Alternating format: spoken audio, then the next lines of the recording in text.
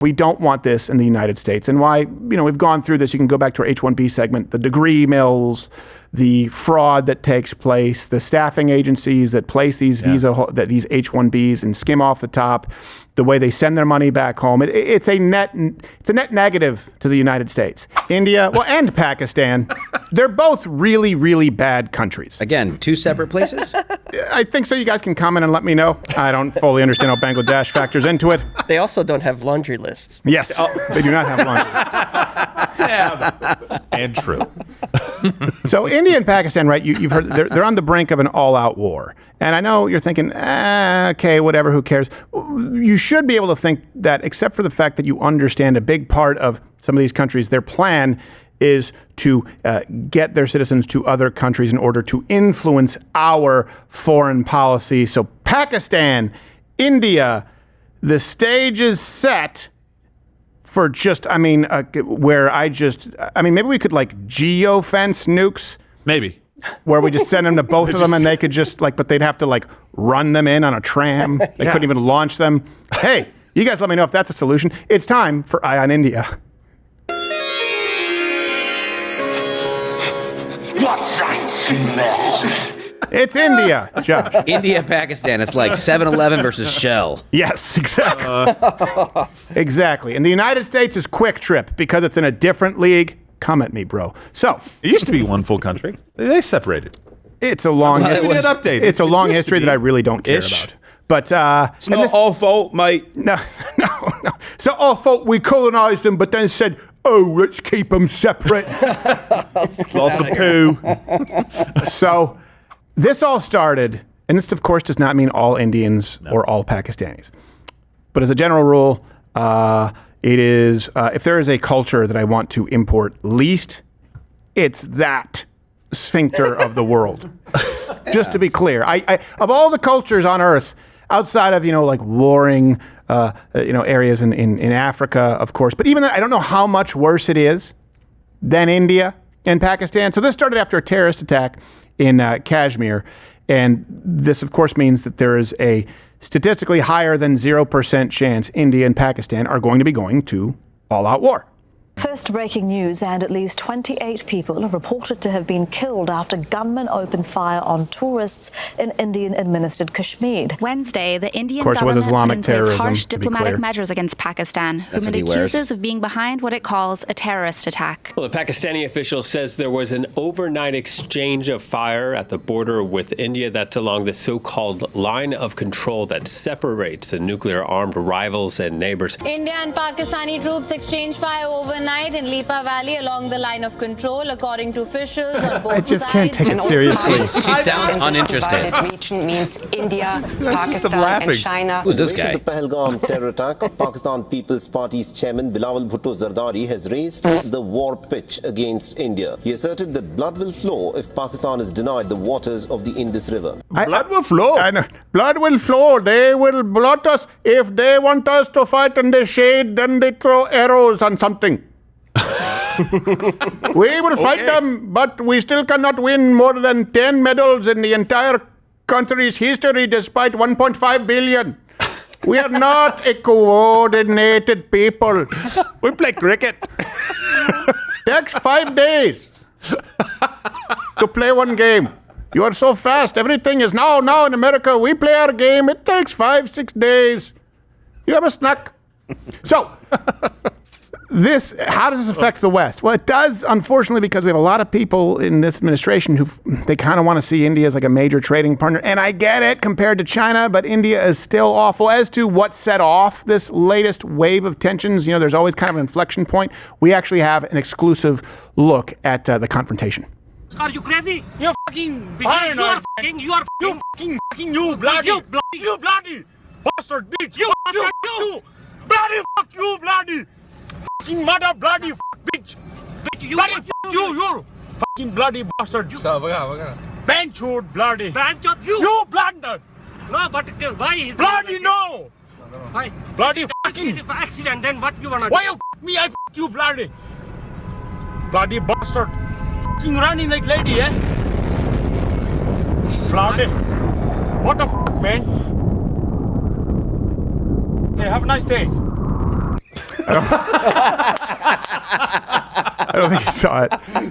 By the way, No, that's the loudest argument that had the least risk of becoming physical ever. And at the end, have a nice day. Yeah. Have a nice day. Come again. Fists would have been flying far more quickly in America. Yeah. You don't be IQ. Wait, what? And it's like the guys are like, hey, you don't say that. I do say it. What you do? I don't do. Okay. The passion was there, but the muscle was not there. The muscle was not. So I respect it. I like it good. Good violence-free conversation. Some key facts here, okay?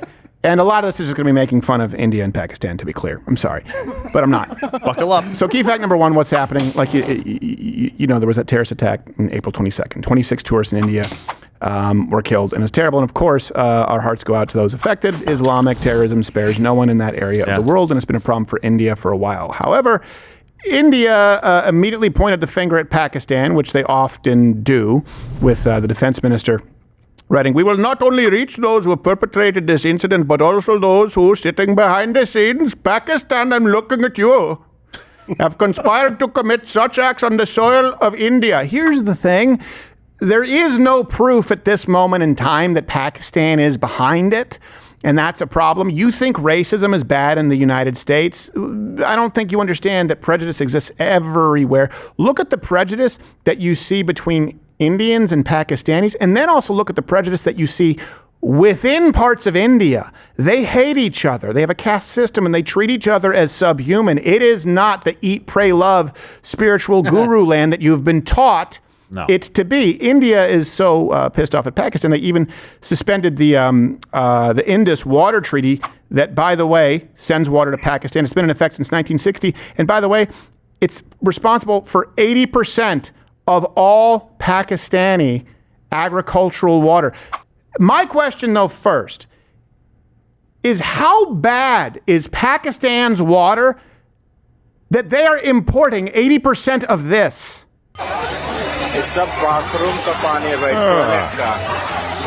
Oh my God.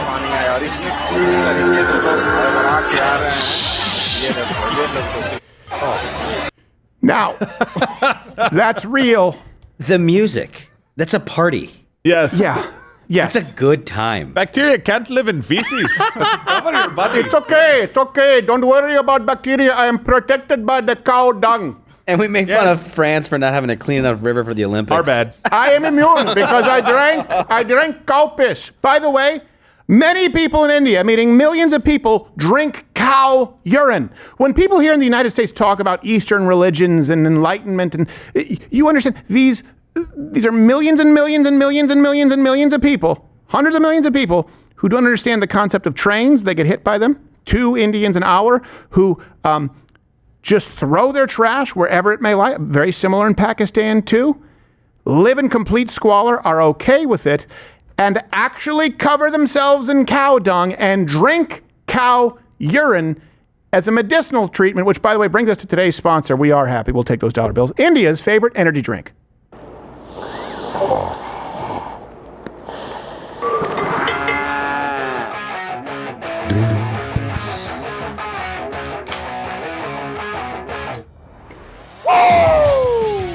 Drink cow piss before a job interview. All right, let's send in the next audition. Get pissed. Who the fuck was that guy? Get pissed before playing sports. Get pissed. Cow piss helps you to think straight. You in check. Get pissed. Hey man, what's going on? Well, I just really want to wear a camel costume for hump day. Oh, well here, take a sip of this piss. Yeah? Yeah. This piss really humps. Get pissed. Piss is good for all the peoples. Drink it and you will get pissed. You may say it's offensive, but I'm telling you, it's the greatest export. So, And yes, by the way, to people saying they think it's Pakistan because it was Islamic terrorism and because they were specifically targeting Hindus, sure, but there are Islamic factions that exist in India. The point is, if this is going to be a global conflict, there needs to be a little more proof than they have right now. It's just India constantly blames Pakistan for everything, and Pakistan blames India. India needs to blame a little more India, to be clear. And this is terrible. Internally, boys. They have the right to absolute retribution if this is an attack from Pakistan, but they're looking to draw us into this, and I can't think of one that requires our intervention less. Key fact number 2 here. The Indians have a very clear strategy here, okay? As far as how it relates to war, and they've laid it out. It's poop in the streets, bathe in garbage rivers, and get hit by moving trains. Now, I've said this a few times, but it's true. 2 Indians per hour. All cultures are equal. 2 Indians per hour, every hour, are killed by moving trains, meaning they are already in motion. The people in question know that it's in motion and don't avoid the train anyway. Selfie!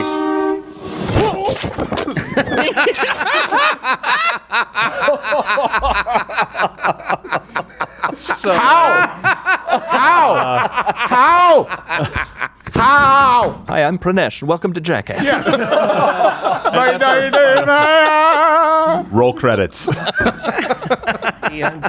we're not laughing at one person. We're not laughing at one person. I'm laughing at the concept that we are the world and there's one race, the human race. It's not true. I'm 100% laughing at that guy. Yeah, okay. I don't care if it makes me a bad person. There are metal tracks on the ground to tell you where these things can roam. This isn't a train accident. Also, the train, it's there. It's big. It's huge. You're pointing loud. It goes honk honk at you. Actually, it's more like a burp burp, but still. With noise-canceling headphones, you could still hear it miles away. Without the horn, you can still hear it. 2 people per hour. And by the way, these aren't like Wall Street tycoons who've had enough and they've been caught in scandal and they throw themselves on the third rail because there are no Wall Street tycoons. It's people who don't seem to be able to identify a moving train. And the issue is, the reason I'm making fun of it is because you need to understand that there are many, many people, your tech overlords, your sort of oligarchs, including, by the way, in some capacities, Elon Musk, who want to mass import third world labor from India to price you out of a job. And they do so under the guise that it's a more developed nation than it is. So the Prime Minister there, Modi, he has made it very clear that India wants to escalate against Pakistan. Yeah. What worries me, some U.S. officials, including Kash Patel, including Tulsi Gabbard, came to the defense of India and seemed to be potentially echoing that sentiment. Here's why it's so troublesome. You need to understand that India specifically utilizes this tactic of overseas diaspora to specifically influence foreign governments. So there are 18 million Indians who are living abroad, Indian nationals. That's the largest diaspora in the world. In America, there are 5.4 million Indian Americans. And there are more than 5 million non-immigrant visa holders in the United States alone. 75% of all H-1B visa holders in the United States are from India. And it's done under the guise of, Americans can't compete. The best and the brightest come from India, which is exactly what they want. And I suppose they have a point. What could we do without all of these architect, engineering geniuses?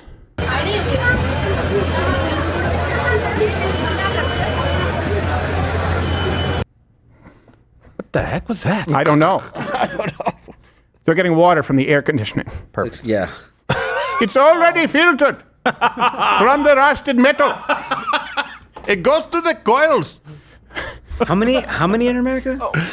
Over 5 million non-immigrant visa holders and only 5.4 million homes? And only 24 homes. That's exactly. Crazy. 75% of all H-1B visa holders are from India, and and the government of India uses this to try and curry favor with other governments. Also to be, what were you going to say there, Joe? I was going to say, we have to read the caption on that video. The clip AC water. Yeah. Apparently it's that's an important necessary. aspect. Can we see it again? Yeah, it's air conditioning and they're getting water from it. Yes, but people drink the AC water, mistaking it for Sharad Amrit from Lord Krishna's feet. Holy water. How? The AC it doesn't even look like a foot. It doesn't look like a foot. It's Bless AC us, Lord water. Krishna, for all of the cool air you provide to us. It makes water. Oh boy. It'd be like someone in Mexico coming like, I found Mary in a tortilla, and you're like, it looks like James Cromwell. What the hell are you talking about? It's Ed Begley Jr. in toast.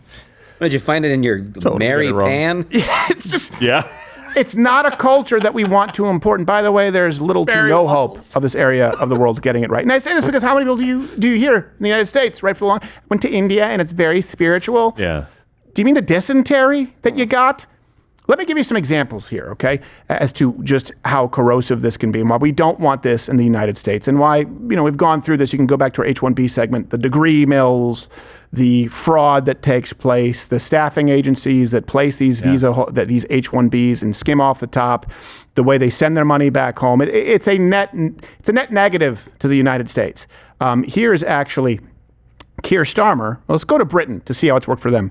Praising Britain's Indian diaspora, saying this. Pressure होता तो हम दौड़ के भाग के जाते हैं वहाँ नंबर थोड़ी लगाना पड़ता है ये तो समुद्र का किनारा खुला हुआ आते हैं लुंगी उठाते बैठ जाते हैं वहाँ संडास क्लियर नहीं पब्लिक रहती है इस करके बोले तो यहाँ अंदर चले आते Oh, I'm sorry. That was just a clip of India. He said this, actually. It's in writing. He said that the diaspora convinced him to reset the Labour Party's relationship with India and denounce Hindu phobia. Well, that's... I have poop wherever it may fall phobia. Yes. You could be such a bigot, Stephen, and just take your kids to the beach. Many millions. Yes. And by the way, they even do it in the UK. When I say they, I don't mean all Indians. I mean a significant portion of them. Yeah. And it's impossible for them to not do that because they live in a caste system where there is no class mobility as you have in the United States. Your level of societal standing and wealth is largely determined by birth, and they have no interest in moving from that. So they're bringing that culture here to the United States, which is why, if you've spent a lot of time, please let me know, with many Indian Americans, you will find out that however offensive what I'm saying right now may be, Indians are intensely racist. So there seems to be a civil war brewing in England between the Indians and the Pakistanis.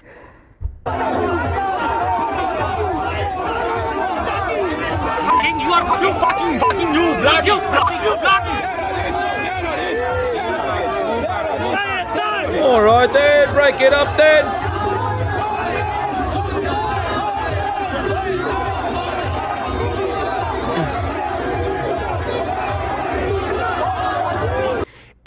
And here's the thing. Shouldn't a civil war within a country be a disagreement within groups from that country? Yeah. Imagine that. If this could happen in the United States where you have a civil war, only it's not the North and the South. It's Indians and Pakistanis. At what point do you just put them on a corner of our land and Yukon Cornelius them off into the ocean? Now, careful, you look at that, we laugh, but word is tonight that there's actually going to be a rumble in the UK between the Jeets and the Sharkas. So...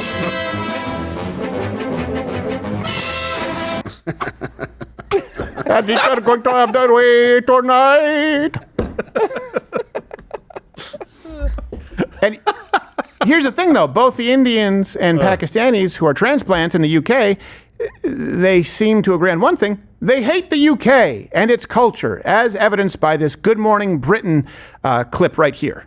And actually, I do worry for the coronation. In no sense is that a symbol of you know what that is? nationalism or racism. That's just kind of ignorance to me because you're waving it around, and I feel it's Don't start with me. to people. Listen, look, I'm proud to be English. I've come in here to say that. Yeah, there's a million things. Like I don't think that just because of a few wrong-uns that are far right. It's not a few wrong-uns, it's a law. The British flag is offensive. The majority of people, should be able to be proud of where they come from. Like, It should. We ain't letting them take I don't away think you from should us. encourage nationalism. we are. You should We are encourage. proud. As a woman of colour, Shouldn't you don't encourage feel nationalism? that this flag represents It looks like the you flag's or on the that there screen is- Not behind them inclusive. also. We are not Yes. showing tolerance. The far right, and not even the far right, people are so much against asylum seekers, refugees. They're taking this, they're taking that. Together. It's outdated. We could be proud of the things which they achieved Do we need together. a new flag?